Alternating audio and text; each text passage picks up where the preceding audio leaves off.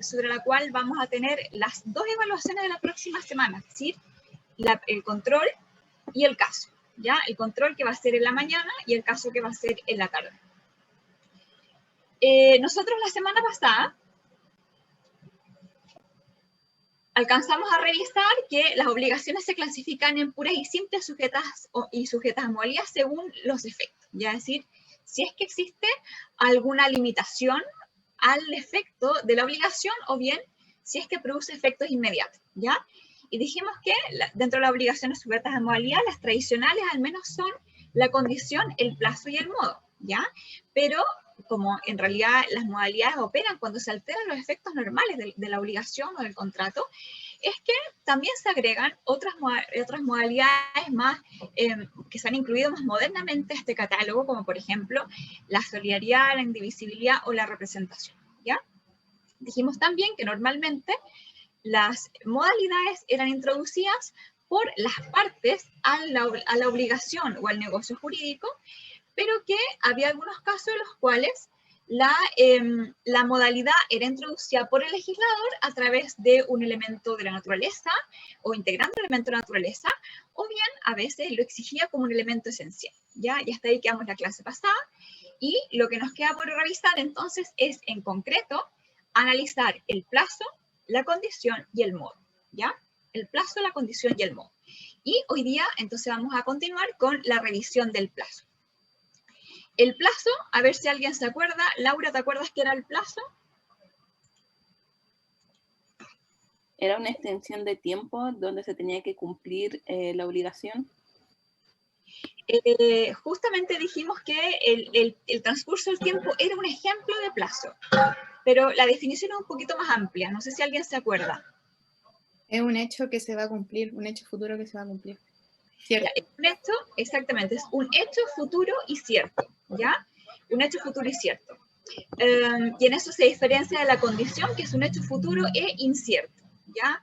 Por ejemplo, si es que yo le digo a la Laura, te voy a dar una mesada hasta que tú cumplas 18 años, ¿eso qué será? ¿Plazo o condición? Un caso más fácil, yo le digo a la Laura, Laura, te voy a dar una mesada de 100.000 pesos hasta el 1 de enero de 2023. ¿Qué es eso? ¿Plazo o condición? Plazo. Plazo. Plazo. Y otro caso, otro fácil. Yo le digo a la Laura, Laura, te voy a dar una mesada hasta que te titules de abogado. ¿Eso qué es? Condición. Condición porque no sabemos si la Laura se va a titular de abogado. Y si le digo, Laura, te doy una mesada de 100.000 hasta que cumplas 18, ¿qué será eso?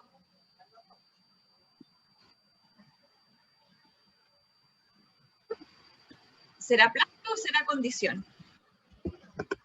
Condición y plazo.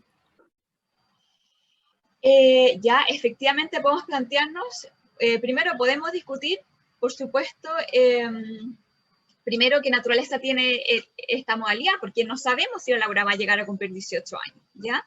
Entonces ahí ese es un caso que puede ser muy discutido, pero de considerárselo condición, como dijo alguien por ahí, puede llevar incorporado un plazo y una condición, ¿ya? Que esos son supuestos que lo vamos a revisar ahora, que son casos de condiciones determinadas, ¿ya?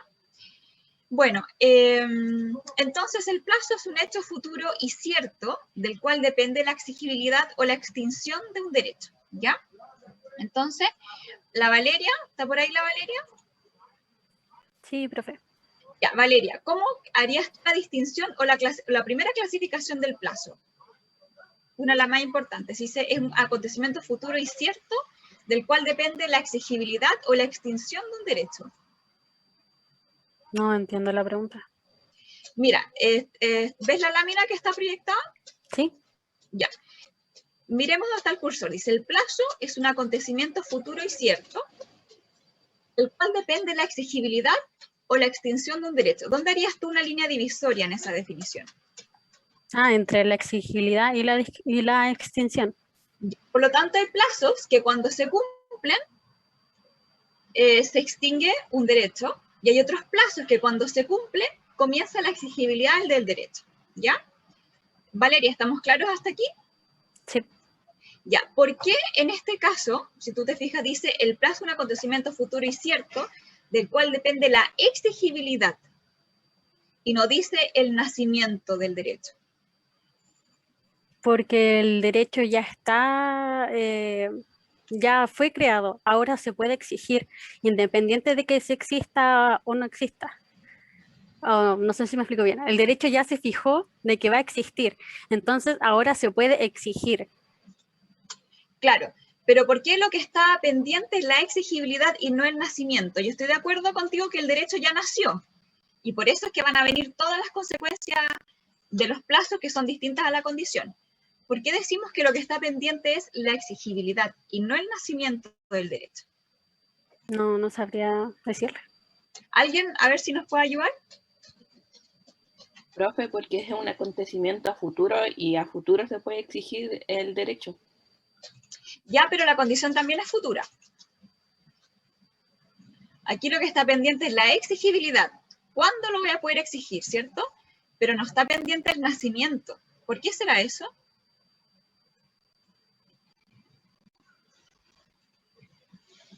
A ver si a alguien se le ocurre. Porque en el caso del plazo, yo sé que el hecho va a ocurrir, ¿ya? En el caso de la condición, yo no sé si el hecho va a ocurrir. Por eso la condición es un hecho futuro e incierto. Pero acá, como sé que va a ocurrir, como bien dijo la Laura, o la Valeria, perdón, el derecho ya nació, ¿ya? En el caso de la condición, como no sabemos si va a ocurrir, el derecho todavía no nace, ¿ya? Pero acá el derecho nació y lo que está pendiente es la exigibilidad. ¿Dudas? ¿Comentarios sobre eso?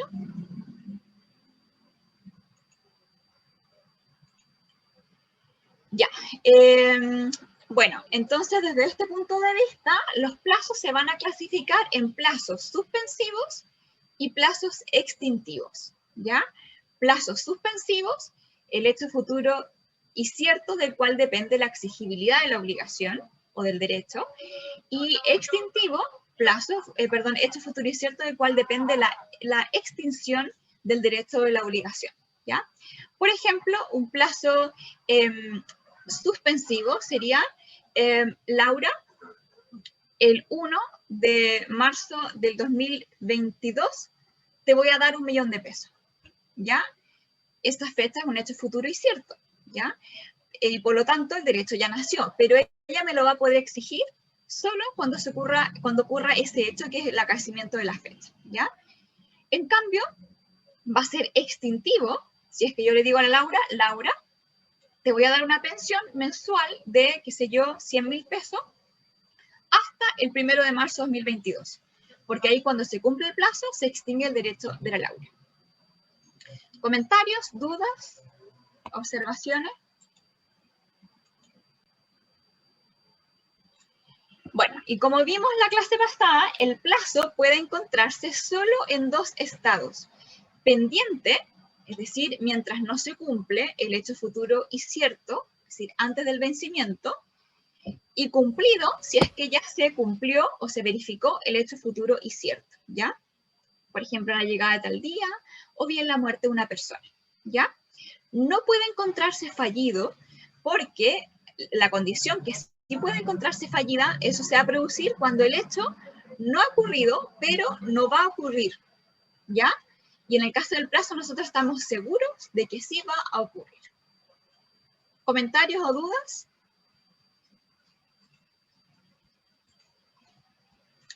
Ya.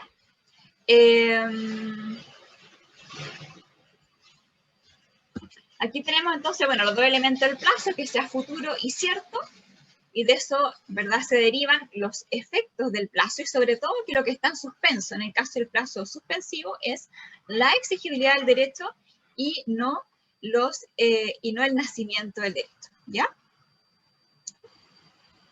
Aquí algunos indicios que nos sugiere el código en el caso que están establecidos a propósito de las asignaciones testamentarias, ¿ya?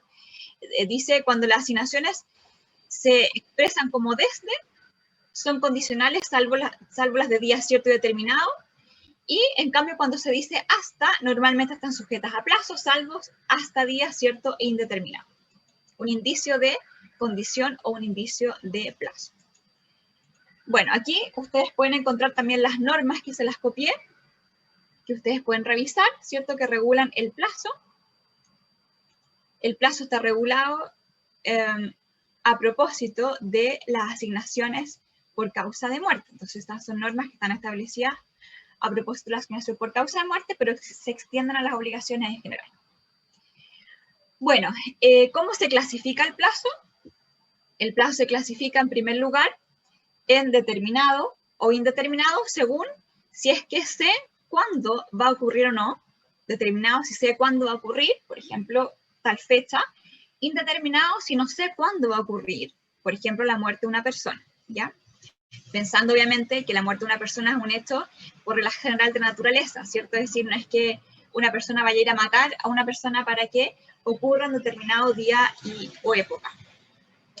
Después, según si llegado el vencimiento, el derecho se extingue irrevocablemente o no, ¿ya? Si es que llegado el hecho futuro y cierto, el derecho se extingue irrevocablemente, es un caso de plazo fatal, ¿ya? En cambio, si es que llegado el plazo, el derecho no se extingue irrevocablemente, no sería un plazo fatal, sino que es un plazo no fatal, ¿ya? Hasta ahora, no sé si alguien me puede mencionar un caso de plazo no fatal, con lo que hemos visto en las clases anteriores. Un caso en que se cumple el plazo, pero el derecho sigue existiendo. A ver si alguien se acuerda.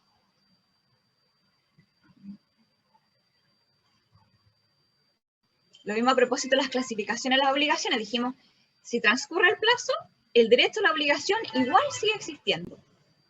A ver si alguien se acuerda. ¿El derecho de servidumbre? ¿El paso?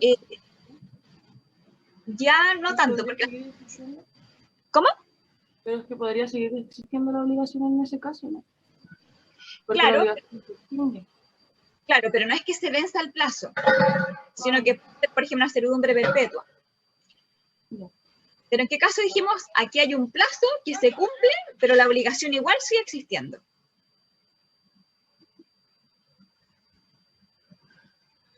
Lo mismo a propósito de la clasificación de las obligaciones. Que dijimos... Exactamente. ¿Y cuál es el plazo entonces ahí? El plazo de prescripción, ¿ya? Entonces, nosotros dijimos exactamente como dice la Kiara, cuando se cumple el plazo de prescripción, la obligación sigue existiendo. Lo que pasa es que se transforma de civil a natural, ¿ya? Entonces, en ese sentido, se dice, por ejemplo, que si el plazo es de caducidad, como dice acá, es fatal, ¿ya? O sea, si, por ejemplo, un plazo de 3 años y el legislador lo califica como de caducidad, es fatal. O sea, pasado ese plazo no hay nada que hacer. Pero en cambio, si el plazo es de prescripción y transcurre, la obligación sigue existiendo, solo que se transforma en una obligación natural, ¿ya?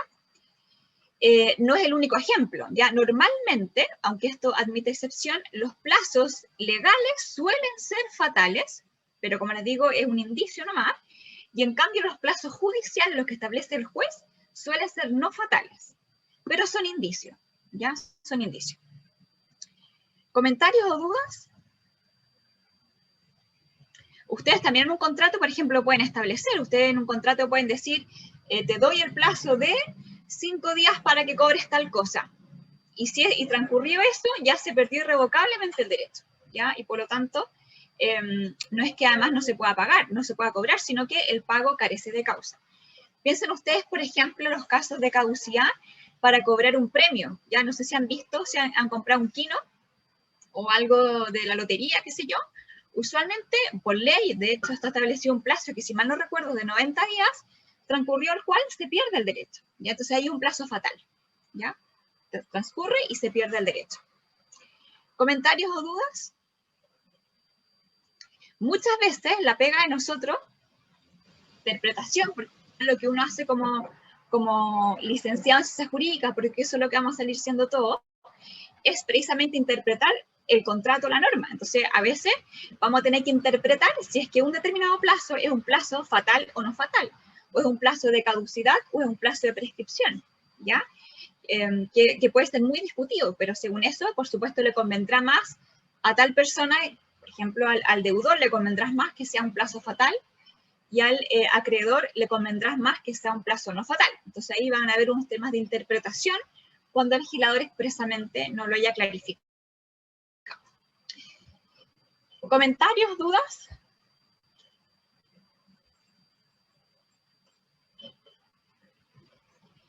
Bueno, luego encontramos también la distinción entre plazo expreso y tácito, según si es que se encuentra establecido en términos formales e implícitos o no, va a ser expreso, ¿verdad? Y si no está establecido en términos formales e implícitos, pero que se desprende de la naturaleza de la obligación, entonces va a ser un plazo tácito o implícito.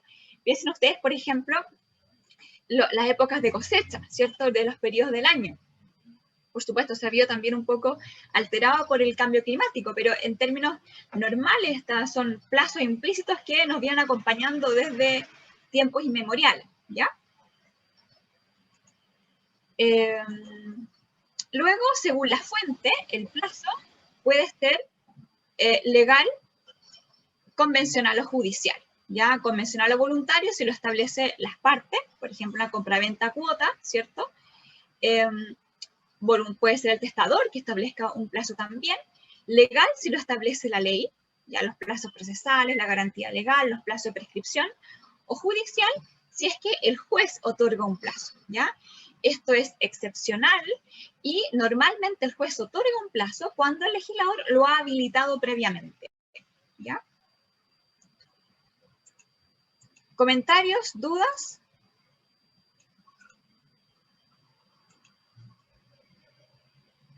Encontramos también un plazo de derecho, que es aquel plazo establecido por la ley, la convención o el tribunal, o sea que ha sido autorizado de una manera específica, y el plazo de gracia, ¿verdad? Que es aquel en que se otorga un tiempo adicional, por ejemplo, para el cumplimiento de la obligación o el cumplimiento de una determinada gestión, ¿ya? Una determinada gestión.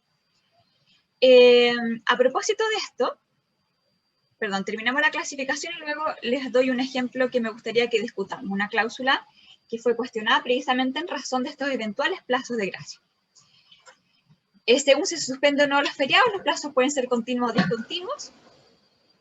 Y según su efecto, como les decía, el plazo puede ser suspensivo si es que lo que está pendiente es la exigibilidad del derecho de la obligación o bien la extinción del derecho y la obligación, ¿ya? ¿Comentarios o dudas hasta acá?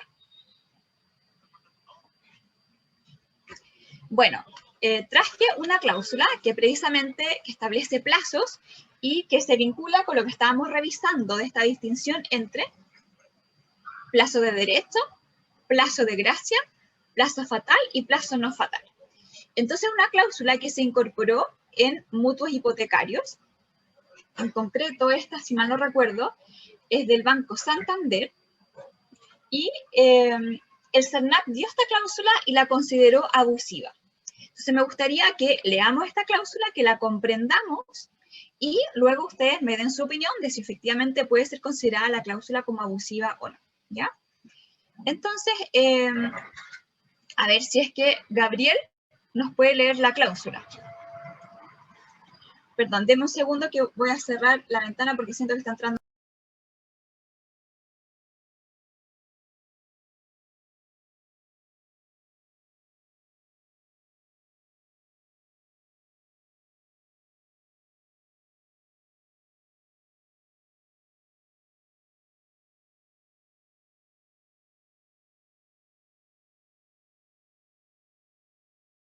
Disculpen, ahora sí. A ver si Gabriel nos puede leer esta cláusula. ¿Me escucha, profe? Sí, yo te escucho bien. Ya.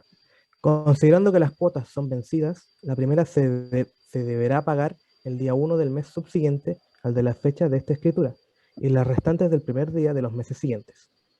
Si aquel no fuere hábil, el inmediatamente siguiente. Sin perjuicio de lo señalado, como una facilidad de pago oportuno, las cuotas o dividendos podrán pagarse sin recargo de intereses alguno, dentro de los primeros 10 días corridos del mes siguiente al de su vencimiento. Cláusula con gracia y carencia. Séptimo. 7.1. Considerando que las cuotas son vencidas, la primera se deberá pagar el día 1 del mes subsiguiente al de la fecha de esta escritura y las restantes el primer día de los meses siguientes. Si aquel no fuere hábil, el día hábil inmediatamente siguiente.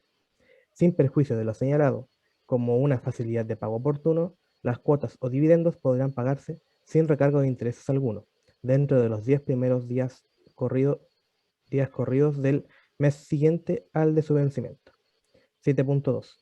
Se deja constancia que el deudor opta por no pagar las meses de gracia, primeras cuotas o dividendos del préstamo. El ejercicio de esta opción supone que el pago de la primera cuota o dividendo por parte del deudor se efectuará dentro de los 10 primeros días del mes de 20. Octavo, en caso de mora en el pago de cualquiera de dichas cuotas o dividendos y sin perjuicio de las demás acciones que le correspondan o puedan corresponderle al banco, la parte deudora deberá, por cada dividendo o cuota impaga, a contar del día 1 del mes en que debió haberse pagado, un interés penal igual al máximo convencional que la ley permite estipular para este tipo de operaciones hasta el día de su pago efectivo. ¿Ya alguien entendió la cláusula o Gabriel la entendiste tú o alguien entendió de qué se trata esto? Estamos frente a un crédito hipotecario, un mutuo hipotecario, y por lo tanto yo tengo que pagar una cuota mensual. ¿Ya? No sé si alguien entendió de qué se trata esto.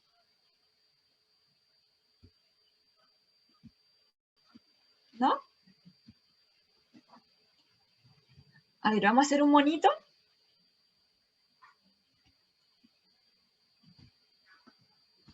Ahí está. Vamos a hacer un monito para ver si es que así se entiende mejor. Nosotros tenemos acá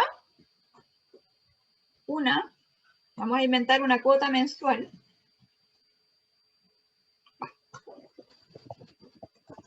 De, no sé, 200.000, ¿ya? Y vamos a inventar que, pongamos una flecha, una línea del tiempo, en que yo tengo que pagar el día 1, ¿ya?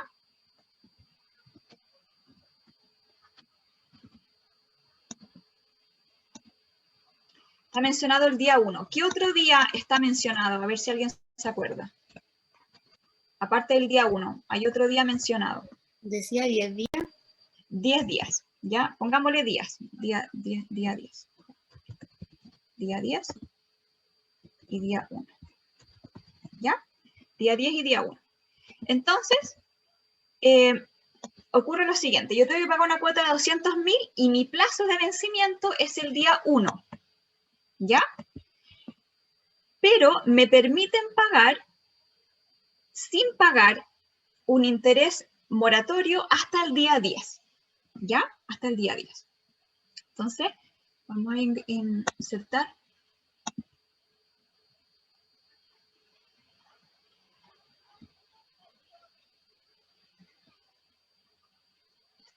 esta figura de aquí. ¿Ya?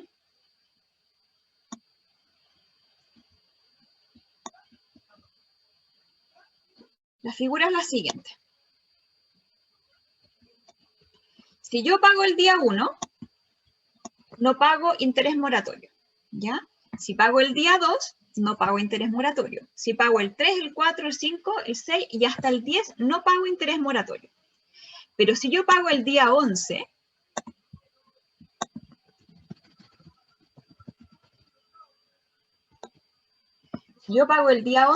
tengo que pagar por el interés moratorio de todos estos días, desde el 1 hasta el 10. No sé si se entiende la figura. Mi fecha de vencimiento del dividendo es el día 1, ¿ya? Y como facilidad de pago, me dice Santander, o el banco, tú puedes pagar entre el día 1 y el 10 sin pagar interés moratorio. O sea, como si es que todavía no tuvieras una deuda vencida. Pero si me pagas el día 11, me tienes que pagar interés por todos estos 10 días. ¿Alguien no entendió?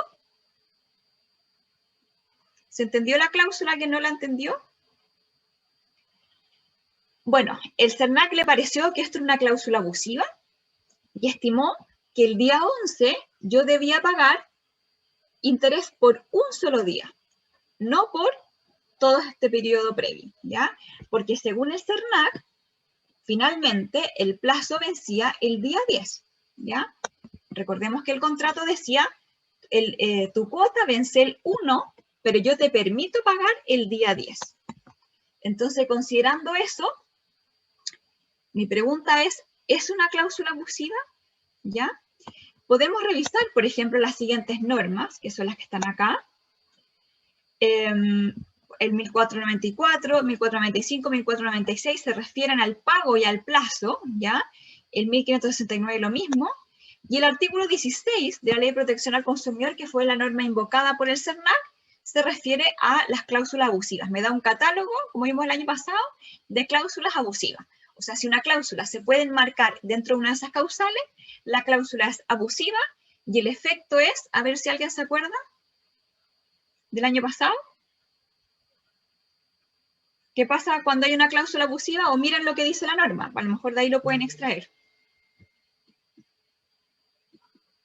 ¿Cuál será el efecto de la cláusula abusiva? La cláusula se entiende nula. Ya, ¿y se entiende nula qué tipo de nulidad es? Absoluta. ¿Absoluta? No, relativa. ¿Relativa? Porque la cláusula viciada. Ya, pero ahí entonces yo te encuentro la razón, Sigrid, en que se cae solamente la cláusula, ¿ya? Se mantiene el contrato, eso significa que es una nulidad parcial, ¿ya? Pero en cuanto a su naturaleza, ¿es absoluta? ¿Es relativa? ¿Qué es? ¿Alguien se acuerda? Miren el tenor. ¿O alguien nos puede dar otra respuesta? Es una nulidad que hoy en día, o sea, por supuesto es muy discutido, dice, no producirán. La nulidad absoluta y la relativa, ¿qué requieren para que opere la nulidad absoluta y la relativa? ¿Qué es lo que requiere? Macarena, ¿está por ahí la Macarena? Sí, por supuesto un vicio, pero algo más. Macarena, ¿estás ahí? Sí, profesora. Ya, ¿qué requiere la nulidad para que opere en Chile? Normalmente. Lo vimos el año pasado y lo volvimos a ver este año cuando vimos obligaciones naturales. ¿Qué tiene que pasar? Y antes de eso, el negocio jurídico, la obligación produce todos sus efectos. ¿Qué tiene que pasar?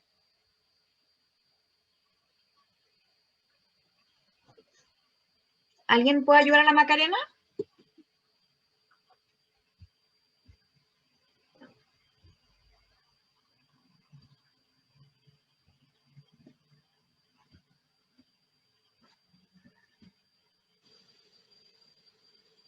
Ser declarada, exactamente, como dice la Moira, la nulidad absoluta y la relativa, las nulidades del Código Civil requieren de declaración judicial, ¿ya? Acá, como la norma dice, no producirán efecto alguno, entonces se ha planteado que es una nulidad de pleno derecho, ¿ya? No sé si se acuerdan el año pasado cuando leímos la tesis de Barahona. Bueno, entonces, estas son las normas. ¿Qué les parece la cláusula? Primero, si es que les parece que es abusiva o no, y segundo, recordemos que el efecto de la cláusula abusiva es, si es que es abusiva, como dijo la Kiara, creo, se elimina la cláusula. Y el contrato sigue existiendo, pero sin esa cláusula. ¿Qué les parece? O sea, ¿les parece abusiva o no? ¿Qué es lo que le conviene más al consumidor? ¿Que sea abusiva o no? Y si es que encuentra asidero en las normas.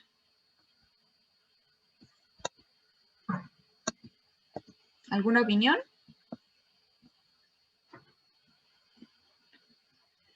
A ver, Bruno. ¿Estás por ahí, Bruno?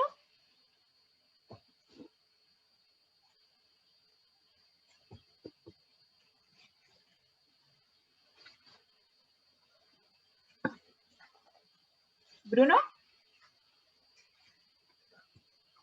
¿Isidora?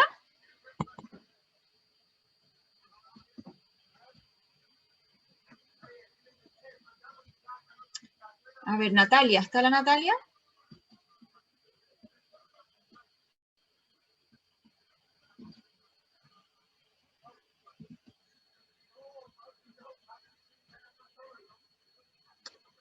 Tomás.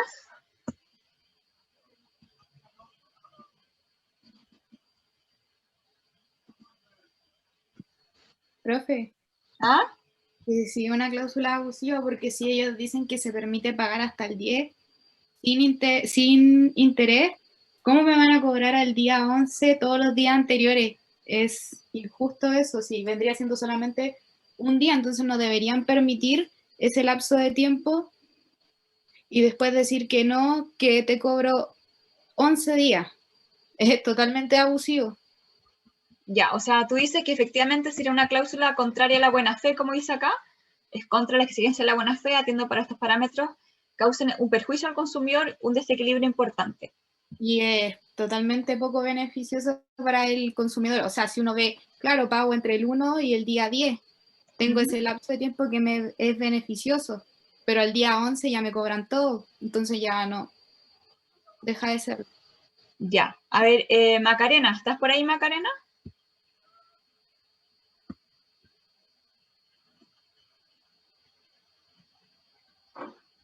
Profe, ¿Sí? no soy Macarena, pero entonces en el fondo lo que muestra como un beneficio lo está cobrando. Entonces está como, no sé si la palabra es adecuada, pero como camuflando el beneficio, porque en el fondo le dice, ah, ya, yo te doy 10 días para pagar, pero si tú te atrasas y te cobro 11, en el fondo no un beneficio, sino que una estrategia como de para cobrar más en el fondo. Es súper discutible, por eso yo se los planteo, porque aquí hay opiniones encontradas, ¿ya? La primera pregunta es, ¿cuándo? A ver, Isidora dice, se estableció que dan plazo hasta el día 10, ¿por qué van a cobrar esos 10 días que ya entregué? Es abusivo. Claro, la primera pregunta es, ¿cuándo vence el plazo? ¿Ya? Es decir, mi plazo para pagar vence el día 1 o el día 10. Esa es la primera pregunta. ¿Qué naturaleza tiene este periodo, esta época que está acá? ¿Ya? Ahora, como les decía, si esta cláusula fuera abusiva, ¿qué va a pasar? ¿Qué pasa si esta cláusula es abusiva? Se cae.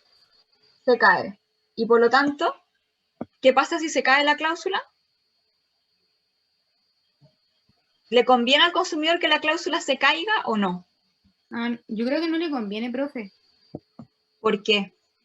porque ya no tendría los 9 días siguientes para pagar sin mora.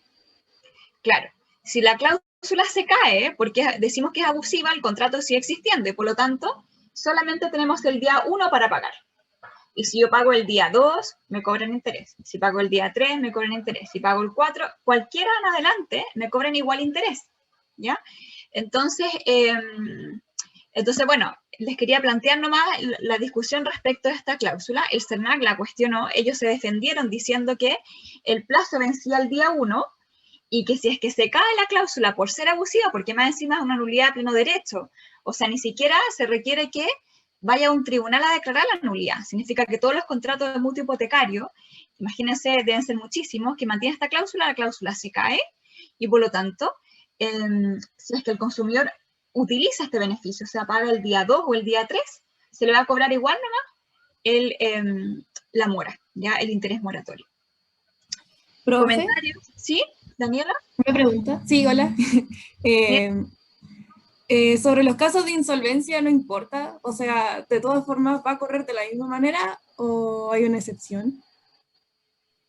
Como tú dices, cuando el deudor es insolvente. Claro.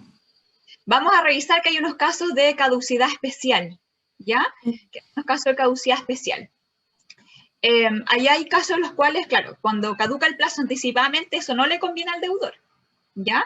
Pero por otra parte, el deudor eventualmente podría, si es que concurren los requisitos legales, acogerse a estos procedimientos para poder resolver su situación financiera, que es otra posibilidad, ¿ya?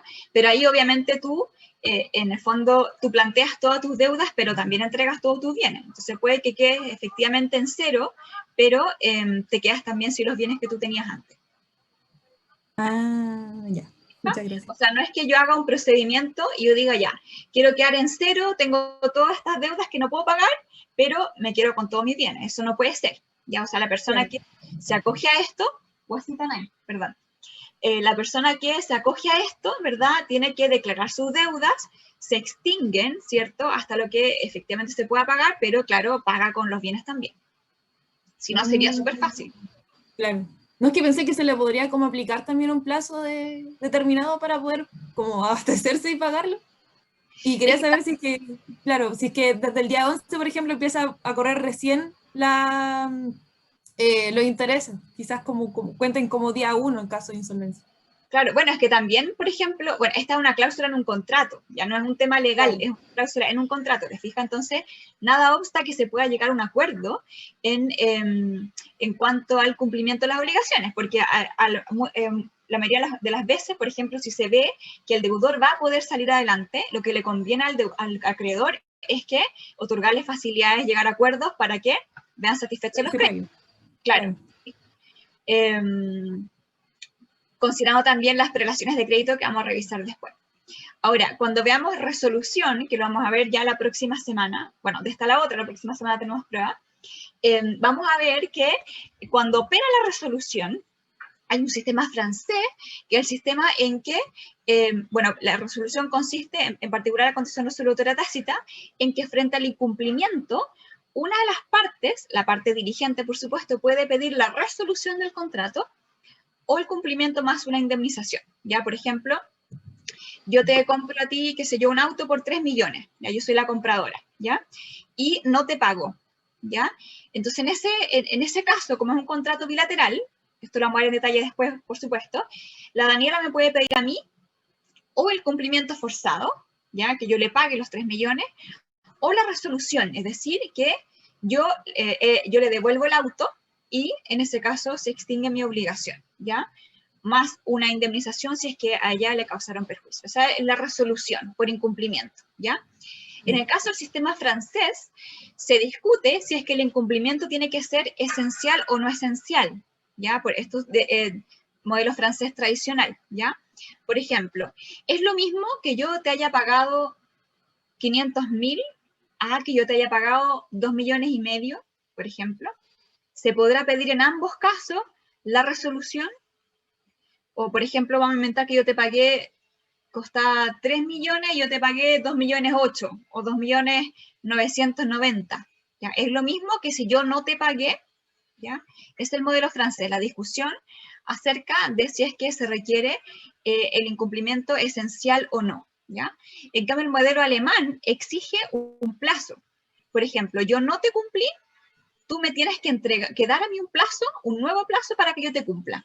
Y si no te cumplo en el nuevo plazo, ahí viene la resolución. ¿Ya? Es el modelo alemán. Así que vamos a ver qué pasa en Chile. Vamos a ver qué pasa en Chile. Muchas gracias.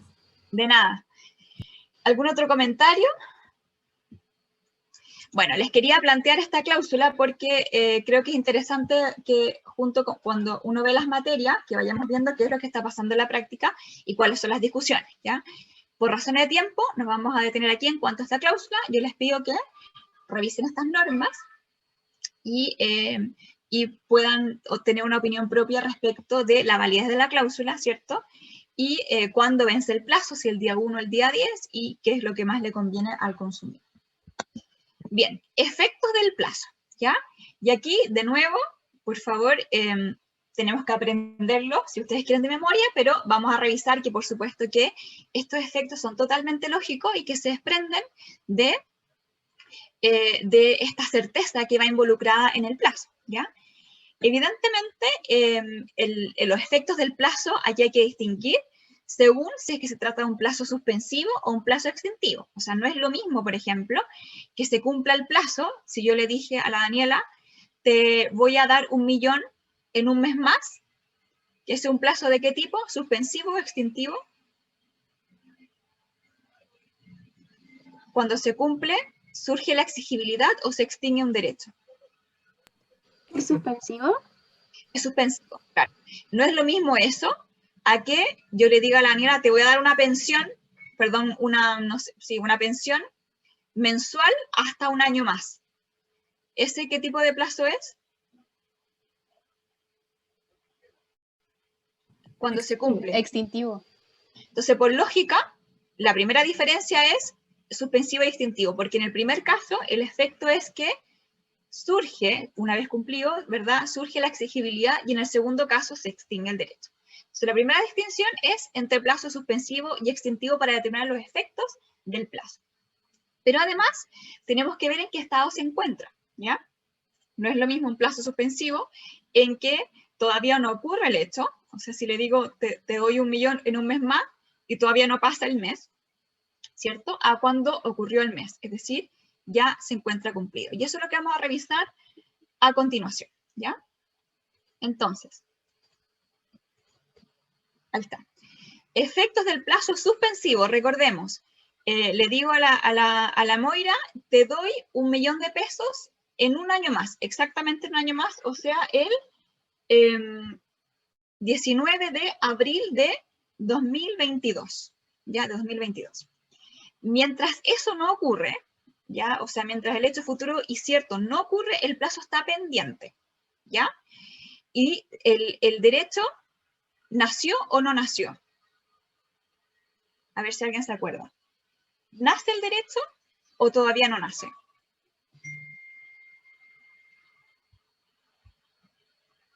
¿Nació o no ha nacido todavía el derecho? Ya nació. Ya nació, ¿cierto? Porque es un hecho futuro y cierto, ¿ya? Lo único que está pendiente es cuándo me lo pueden cobrar, pero el hecho ya nació. Y de eso se desprende, entonces, que, por ejemplo, el acreedor, o sea, la Moira, a quien yo le voy a pagar 1 millón en un año más, puede impetrar medidas conservativas. Ya piensen ustedes, por ejemplo, digo, te voy a regalar en un año más, qué sé yo, el mueble del siglo XVIII, por inventar, ¿ya? Porque obviamente el derecho de ella ya nació. Entonces, por supuesto, hay un deber acá de custodia, ¿ya? El derecho a plazo se transmite. Como es cierto, si yo me llego a morir, ya como es cierto, pasa a mis herederos, y al revés, como es cierto, y se muere la Moira, su derecho pasa a sus herederos, ya porque es cierto, ¿ya?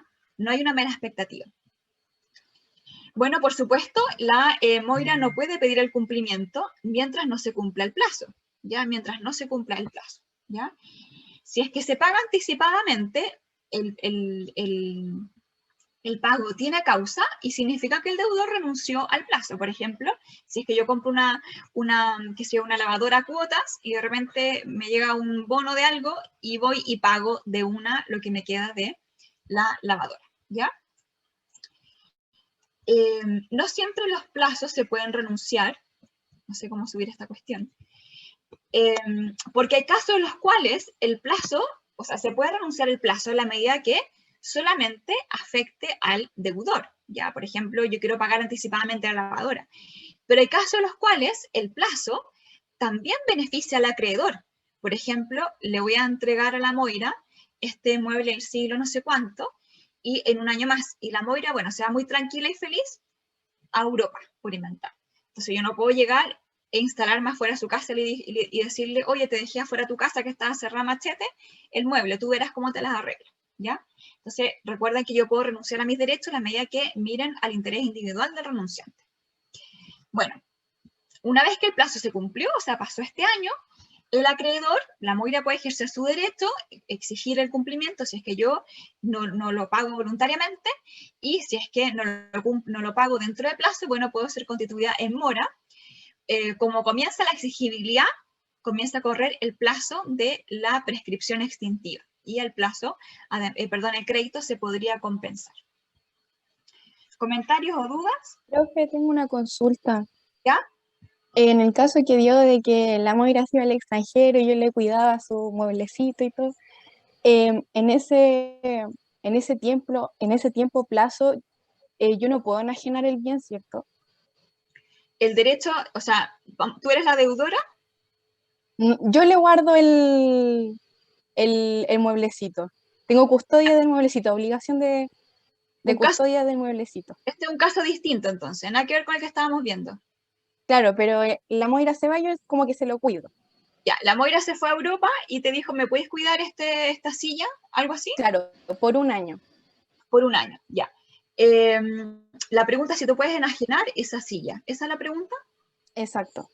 ¿Qué relación o qué calidad tienes tú respecto de la silla? ¿Reconoces dominio ajeno o no? O sea, yo creo que no es mío, es de la Moira. Ya, de partida tú dueña no eres. Exacto. Ya. ¿Qué puedes hacer si no eres dueña? ¿Qué posibilidades nos quedan? Solo cuidar del bien, ¿no? Ya, esto lo vamos a ver el próximo semestre, cuando veamos derecho a las cosas. Dueña no es la María Ignacia, ¿ya? Nos quedan dos posibilidades, que es que sea poseedora o que sea mero tenedora, ¿ya? El poseedor se cree dueño, ¿ya? Y el mero tenedor reconoce que el dominio es de otro, reconoce dominio ajeno. ¿Qué eres tú? ¿Te crees la dueña o reconoces que el dueño No es otro? soy mera tenedora. Ya, tú eres mero tenedor, ¿ya? El mero tenedor, esto lo vamos a revisar de nuevo el próximo año, el mero tenedor no puede transferir el dominio, ¿ya? Pero en Chile, ¿qué es lo que pasa? Que en Chile la compraventa de cosa ajena vale, ¿ya? O sea, por ejemplo, si tú, sabiendo que esa silla es de la Moira, tú la tomas y se la vendes a la Paula, ¿ya? Esa compraventa vale. ¿Se entiende, María Ignacia? ¿Hasta ¿Y ahí? por qué valdría, profe? Porque así lo dice el código. ¿Ya? Ya, El entiendo. código lo dice así, la compraventa de cosas ajenas vale. Ya, ahora, la pregunta es, vamos a inventar que tú le vendiste la silla a la Paula, ¿ya? Y tú además le entregaste la silla a la Paula. ¿Quién es la dueña de la silla? ¿La Paula? ¿La Paula? ¿Puedes transferir tú más derechos de los que tienes? No, No, ¿ya? ¿Puedes, y tú, si tú no eres la dueña, ¿puedes dejarla a ella como dueña? tampoco. Tampoco. Entonces, dueña no es la Paula. Ella, ¿qué pasa? ¿Se cree que es la dueña o sabe que la dueña es la... O ¿qué relación tiene ella con la silla? ¿Se cree la dueña o reconoce dominio ajeno? Lo normal, por supuesto. Yo creo que tendría que reconocer dominio ajeno, ¿o no? Y tú le dijiste, oye, te voy a vender la silla Es que es que de la... eso depende de la situación. Yo te estoy dando Exactamente, la silla de la Moira. exactamente. En lo normal, ¿la Paula reconocerá dominio ajeno o se creerá dueña? ¿Tú crees que la Paula normalmente te compraría una silla si tú le dices, oye, esta no es mía, pero te la vendo igual? Se creería dueño, entonces. Lo normal sería que la Paula se crea dueña. Entonces, la Paula no es dueña, pero es poseedora. ¿Ya? La posesión, lo vamos a revisar el próximo semestre, la tenencia de una cosa, pero con ánimo de señor o dueño. O sea, ella tiene la silla y se cree la dueña. ¿Se entiende hasta ahí, Paula? Perdón, María Ignacia. Sí, profe, sí. Ya. La Paula no es la dueña, pero la posesión la habilita ¿para qué? ¿Qué pasa con la posesión? A ver si a alguien, no sé si se le ocurre o ha Es lo adelantado. mismo que ocurre conmigo. Como me creo poseedora, se la vendí. No, pues tú no te creías poseedora, tú te sabías merotenedora. Ya entendí. ¿Te fijas? En cambio, la Paula se cree que es la dueña, pero no lo es.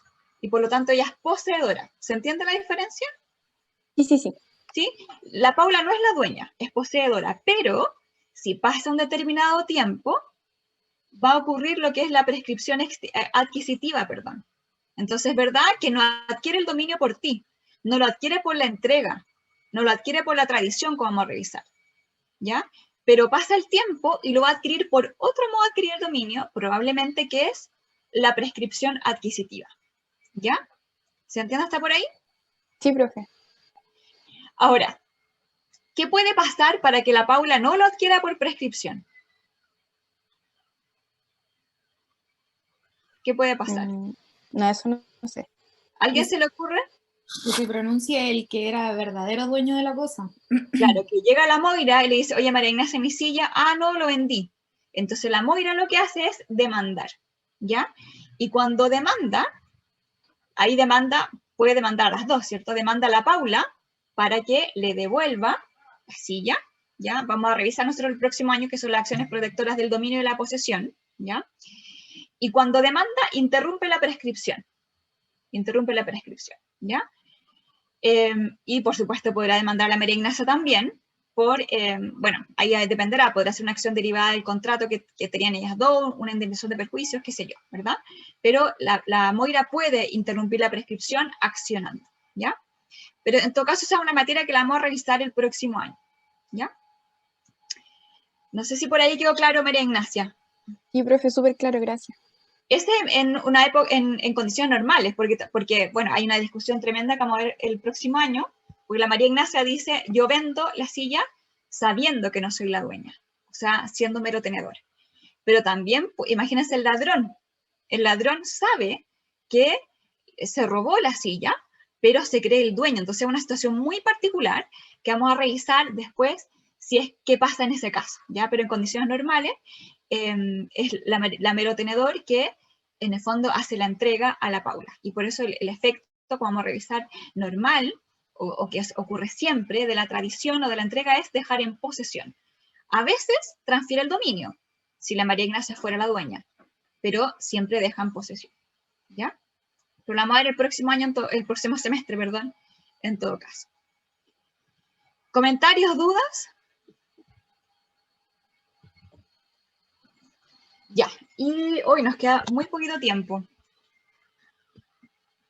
Luego, efectos del plazo extintivo. Efecto del plazo extintivo. Sí, nos queda muy poquito tiempo. El plazo está, perdón, el efecto del plazo extintivo, mientras está pendiente, nace el derecho del acreedor y la obligación del deudor. Y una vez que está cumplido se extingue el derecho, ¿ya? Y por lo tanto eventualmente habrá que realizar algunas restituciones y eso se realizará de acuerdo, por ejemplo, a las normas sobre prestaciones mutuas. Hay casos en los cuales, por ejemplo, una vez que se cumple, ¿verdad?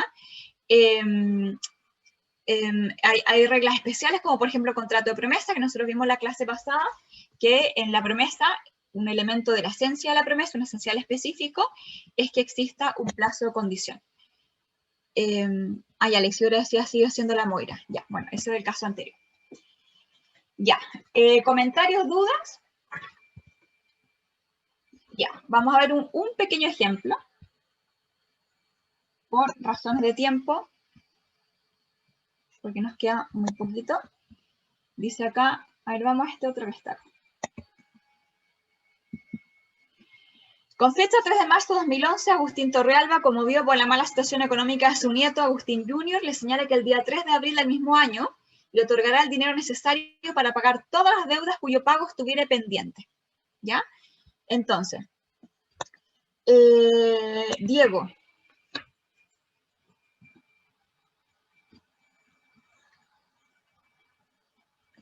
Diego.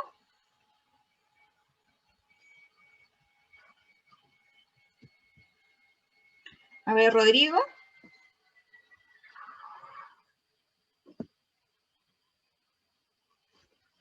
Bueno, lo revisan ustedes entonces en la casa, este caso, ¿verdad? Para que puedan ejercitar.